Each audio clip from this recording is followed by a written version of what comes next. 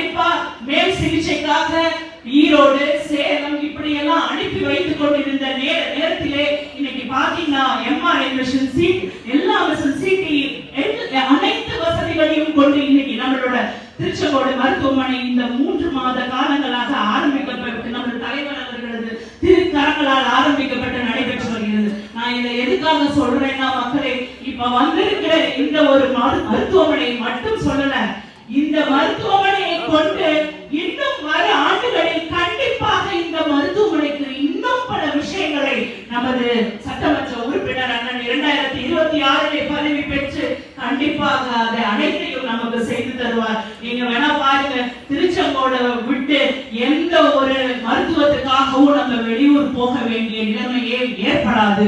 இது கண்டிப்பாக திமுக ஆட்சி அமைந்தால் இது நடக்கும். ஏன்னா இன்னைக்கு பாத்தீங்கன்னா நம்மளுடைய தலைவர் அவர் சொன்ன விஷயங்கள் அனைத்தையும் செய்து கொடுத்திருக்கிறார், சொல்லாத விஷயங்களையும் செய்து கொடுத்திருக்கிறார். ஆகவே இனி வர போற காலங்கள்ல அவர் செய்யறதுக்கு என்ன யோசிச்சு கண்டிப்பா ஒவ்வொரு மனிதனும் சந்தோஷத்துடனும், ஒவ்வொரு குடும்பமும் வளர்ச்சி அடைந்து, ஒவ்வொருவரும் ஒரு நல்ல வாழ்வாதாரத்தை பெற மாதிரிதான் இந்த திராவிட மாடல் ஆட்சி அமையும். ஏன்னா இத வித்திட்டது நம்ம பேரறிஞர் அண்ணா, முத்தமிழறிஞர் டாக்டர் கலைஞர் அவர்கள் இந்த இயக்கத்தை கட்டி காப்பாற்றிய இயக்கம். அந்த இயக்கம் இன்று கண்ணியமாகவும் கட்டுப்பாட்டுடனும் ஒழுக்கத்துடனும் நமது தலைவர் முத்துவேல் கருணாநிதி ஸ்டாலின் ஐயா அவர்களால் இன்று வழிநடத்தி கொண்டு வரப்படுகிறது. அதே போல இன்னைக்கு எத்தனையோ ஒழுக்கமற்ற செயல்களை பார்க்கிறோம். ஒரு கூட்டம் அப்படின்னா அங்க அடிக்கடி சண்டை, சாவு, இந்த மாதிரி எல்லாம் பார்க்கிறோம். உங்க எல்லாருக்குமே தெரியும், நம்ம எப்படிப்பட்ட ஒரு கூட்டங்கள் நடத்தினாலும் அது எவ்வளவு ஒரு கண்ணியத்துடன் நடக்கும். அந்த கண்ணியமும் ஒழுக்கமும் கொண்டதுதான் நம்மளுடைய இந்த கூட்டம், இந்த மதச்சார்பற்ற முற்போக்கு கூட்டணியின் கூட்டம். ஏன்னா இன்னைக்கு எம்பி எலெக்ஷன்ல 2 இயர்ஸ்க்கு முன்னாடி இன்னைக்கு இங்க உட்கார்ந்துட்ட அனைத்து தோழமை கட்சியை சேர்ந்தவர்களும் நமது திமுக கட்சியை சேர்ந்தவர்கள் நாங்கள் அனைவரும் சென்று அனைத்து மக்களையும் பார்த்திருக்கிறோம். ஏன்னா உங்க ஒவ்வொருத்தருடைய சந்தோஷங்களை தான் எங்களை உத்வேகப்படுத்துச்சு. அதே போலதான் நீங்கள் அளித்த அந்த சந்தோஷமும், நீங்கள் அளித்த அந்த உங்களுடைய மனதில் இருந்த எண்ணங்களும் எங்களுக்கு வெற்றி வாய்ப்பாக வந்து நாம் வெற்றியை மீண்டும் அடைந்தோம். அது போலதான் இன்னைக்கு பாத்தீங்கன்னா நம்ம சொல்றோம் காலை உணவு திட்டம் குழந்தைகளுக்கு கிடைக்குது அப்படின்றது. அது எவ்வளவு பெரிய திட்டம்னு உண்மையாகவே பெண்ணாக பிறந்த அனைத்து இங்க இருக்கிற பெண்களுக்கும் தெரியும்.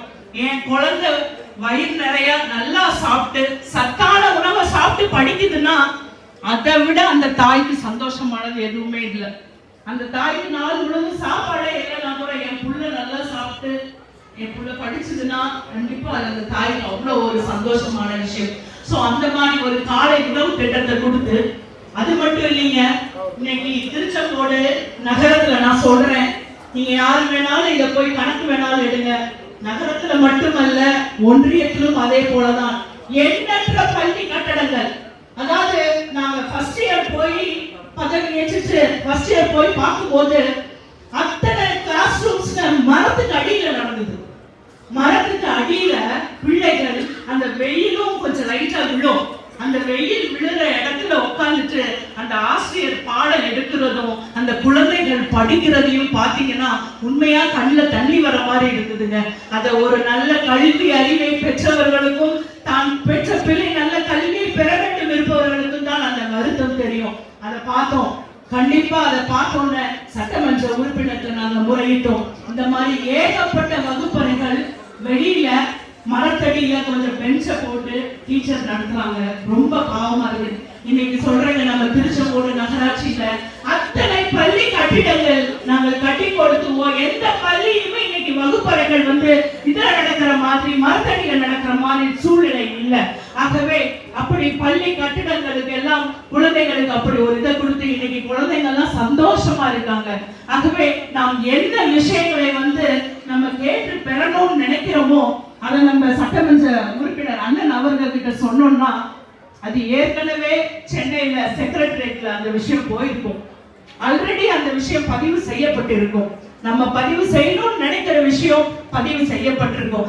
ஆகவே இன்னைக்கு நான் ஒரு நகர்மன்ற தலைவராக நமது சட்டமன்ற உறுப்பினரின் கீழ் இருந்து அவருடைய வழிகாட்டுதலின்படி செவ்வன ஒவ்வொரு விஷயங்களையும் செய்திருக்கோம்.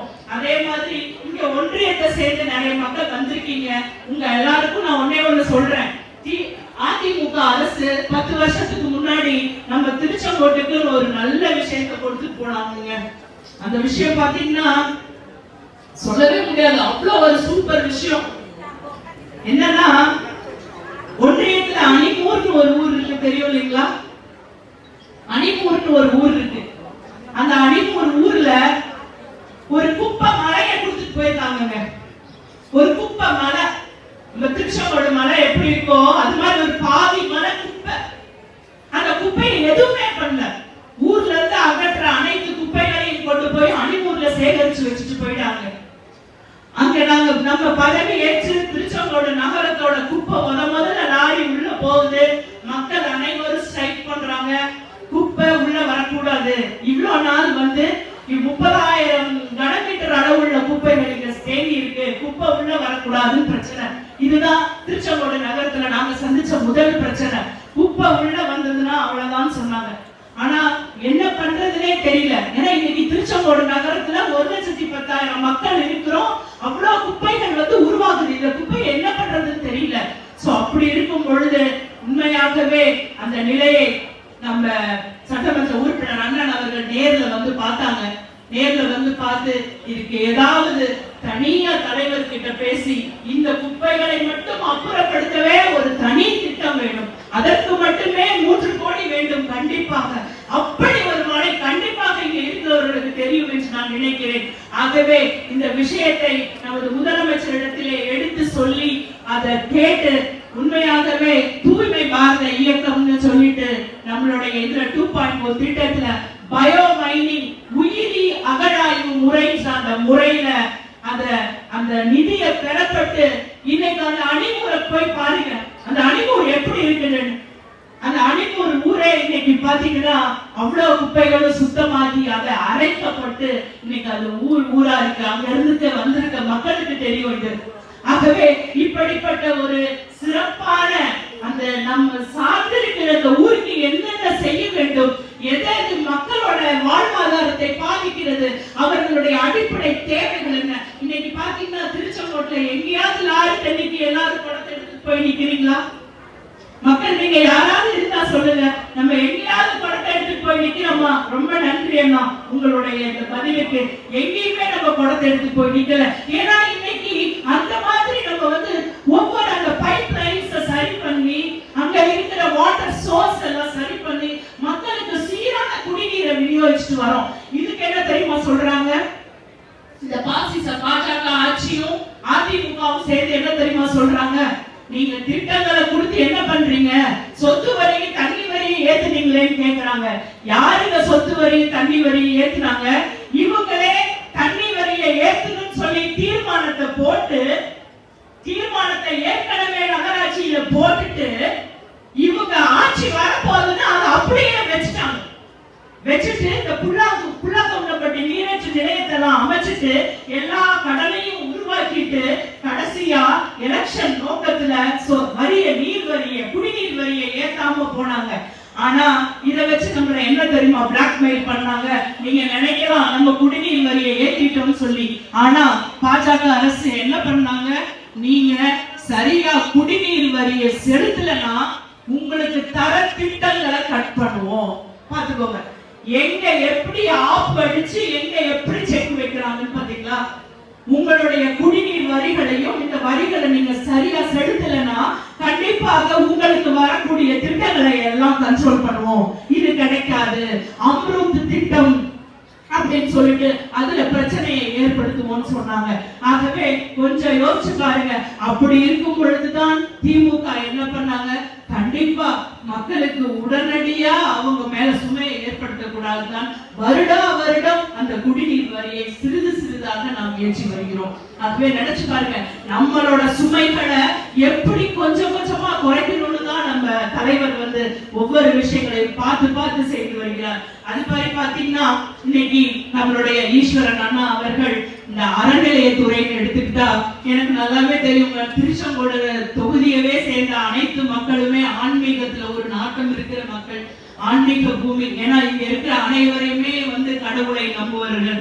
ஆகவே உங்களுக்கெல்லாம் ஒரு வரப்பிரசாதமாக இன்னைக்கு 400 ஆண்டுகளுக்கு பின் நமது அர்த்தநாரீஸ்வரர் தேரை புதிய தேராகவும், தெப்பத் தேர், தைப்பூச தேர், இந்த மாதிரி ஒன்னொன்னு அனைத்து பெருமாள் தேர், முருகர் தேர், இப்படி ஒவ்வொரு தேர்களிலும் இதெல்லாம் வரலாறுங்க. கண்டிப்பா இங்க இருக்கிற அத்தனை பேரோட பேர குழந்தைகளும் அவங்களோட வம்சம் வரும்போது சொல்லும், எங்க பாட்டி தாத்தா இருக்கும் போதுதான் இந்த புது தேர் வந்தது. ஆகவே அந்த பெருமைகளை எல்லாம் கேட்டு கேட்டு நமது வெற்றி வேட்பாளராகிய அண்ணன் ஈஸ்வரன் அவர்கள் நமது தலைவரிடத்திலே கேட்டு இன்னைக்கு அறநிலையத்துறை சார்பாக இத்தனையையும் திருச்செங்கோட்டுக்கு செய்து கொடுக்கிறார்கள். இதுல திருச்செங்கோடை மட்டும் நினைக்காதீங்க. எனக்கு தெரிஞ்சு இங்க பக்கத்துல உங்க எல்லாருக்கும் தெரியும், இங்க திருச்செங்கோட்டுல இருக்க அத்தனை மக்களும் வையப்பமலை போவோம் இல்லைங்களா? வையப்பமலைக்கு இன்னைக்கு பஸ் வசதியோட எப்படி ஒரு சந்தோஷமான ஒரு நிகழ்வு. அதே போல குமரமங்கலத்துல அந்த பாண்டீஸ்வரர் கோயில் கும்பாபிஷேகம், இங்க நம்மளுடைய திருச்செங்கோட்டுல இது பழமை பெற்ற பிரசித்தி பெற்ற மலைக்காவலர் கோயில் கும்பாபிஷேகம், பெரிய ஓகாளியம்மன் கோயில் கும்பாபிஷேகம், பத்ரகாளி அம்மன் கோயில் கும்பாபிஷேகம், ஏகப்பட்ட கும்பாபிஷேகங்கள். அதைத்தான் நம்ம ஸ்டாலின் தலைவர் சொன்னாரு, நான் ஆட்சிக்கு வந்தால் எல்லோருக்கும் எல்லாம் அனைவரையும் உள்ளடக்கிய சீரான வளர்ச்சி. ஒரு வளர்ச்சிங்கிறது ஒரு துறையை நோக்கி போக கூடாது, எல்லா துறைகளிலும் அந்த வளர்ச்சி இருக்கணும். அந்த வளர்ச்சியை தான் நம் திராவிட மாடல் ஆட்சி நாயகர் என்று வழங்கி வருகிறார். அப்படிப்பட்ட அந்த ஆட்சியை நாம் இன்னும் சிறப்பாக அதோட அருமைகளை பெற்று நாம் அனைத்தையும் பெற வேண்டும் என்று கேட்டுக்கொள்கிறேன். அது போல சுருக்கமா சொல்லலாம், இன்னைக்கு நினைச்சோங்க, நம்ம எல்லாருக்கும் பெண்களுக்கு மகளிர் உரிமை தொகை, தமிழ் புதல்வன் திட்டம், புதுமை பெண் திட்டம், கனவு இல்லம், உங்களை தேடி மருத்துவம், இன்னுயிர் காக்கும் 48, நம்மை காக்கும் 48, இது போன்று எத்தனை திட்டங்கள். அது மட்டுமல்லாமல் நாள் முதல்வர் திட்டம், முதல்வரின் படைப்புகள், முதல்வர் படைப்பகம், இப்படி ஏகப்பட்ட விஷயங்கள். அது போல இன்னைக்கு 70 வயசுக்கு மேல இருக்கிறவங்களுக்கு வீடு தேடி அந்த ரேஷன் பொருள், உண்மையாகவே அதெல்லாம் பார்க்கும்போது அதை அனுபவிக்கும் போது தெரியுதுங்க. அந்த பக்கத்து வீட்டுக்காரங்களோ ஒவ்வொருத்தரும் அந்த பொருளை வாங்கிட்டு எனக்கு வீட்டுக்கு வந்துருச்சு அந்த சந்தோஷமா சொல்லும் பொழுது அப்படியே நம்ம மனசெல்லாம் முதல்வர் ஐயா உங்களுக்கு நன்றி, முதல்வர் ஐயாவுக்கு நன்றி நம்ம சொல்ற அளவுக்கு அந்த மாதிரி இருக்கு. அதே போலதான் இன்னைக்கு இந்த திருச்செங்கோடு நகர்ல எடுத்துக்கிட்டீங்கன்னா, நம்ம திருச்செங்கோடோட பிரதான ஒரு தொழில் உங்க எல்லாருக்கும் தெரியும், இந்த லாரி பாடி பில்டிங்கும் ரிக்கு தொழிலும். ஆனா இந்த லாரி பாடி பில்டிங் ரிக்கு தொழிலும் இருக்கிற ஏரியா எப்படி இருக்கும் உங்க எல்லாருக்கும் தெரியுமா? அந்த ஏரியாவை பார்த்திருக்கீங்களா? ரோடு நல்லா இருக்குங்களா? ரோடு குப்பையாவும் குண்டும் குழியுமா இருக்கும். அப்படிப்பட்ட அந்த ரோட தனியாக அங்க இருக்கிற மக்களோட கோரிக்கையை ஏற்று நாங்க அண்ணன் ஈஸ்வரன் அண்ணன் அவர்களும் நகர்மன்றம் சார்பாக நாங்களும் சென்று அதை அனைத்தையும் அண்ணன் பார்வையிட்டார். கண்டிப்பாக இன்னைக்கு அசாம்ல அந்த உள்ள குழியில விழுந்தவங்க எல்லாம் நேபாளல எடுக்கிறதுக்குலாம் நம்மளோட இயந்திரம் உதவுச்சு. அப்படி பெருமையா உலகமே நம்ம திருச்செங்கோட பேசுச்சு. ஆனா அந்த திருச்செங்கோட்டை 10 வருஷத்துல அந்த பட்டரமேட்டை எப்படிங்க வச்சிருந்திருக்கிறாங்க? இன்னைக்கு அந்த பட்டரமேட்டுல நல்ல சாலை வசதியும் கழிவு நீர் கால்வாய் போறதுக்கு வழி இல்ல. மழை பெய்ஞ்சுச்சுன்னா அவ்வளவு தண்ணியும் நிற்கும். அந்த தண்ணியில தான் அந்த லாரி எல்லாமே அப்படியே இதாகும். அந்த இடத்துல அந்த டயர்ஸ் அதெல்லாம் இருக்கும் பொழுது நோய்வாய்ப்படுற வாய்ப்பு இருந்தது. அதையெல்லாம் அகற்றி இன்னைக்கு அந்த பட்டறை மேட்டுல ரோடு போடுறதுக்கு எல்லா பூஜைகளையும் செஞ்சிருக்கோம். விரைவில் ரோடு போட்டு நம்ம ஹார்ட் ஆஃப் தி சிட்டின்னு சொல்லுவாங்க, ஒரு சிட்டியோட இதயம் நமது திருச்செங்கோடு நகரத்தின் அந்த இதயம் பட்டறைமேட்டு பகுதியும் கண்டிப்பாக நல்லா சீரமைக்கப்பட்டு கண்டிப்பாக இன்னும் வரும் காலங்களில் அவ்வளவு அழகா இருக்கும். அதே போலதான் இன்னைக்கு பாத்தீங்கன்னா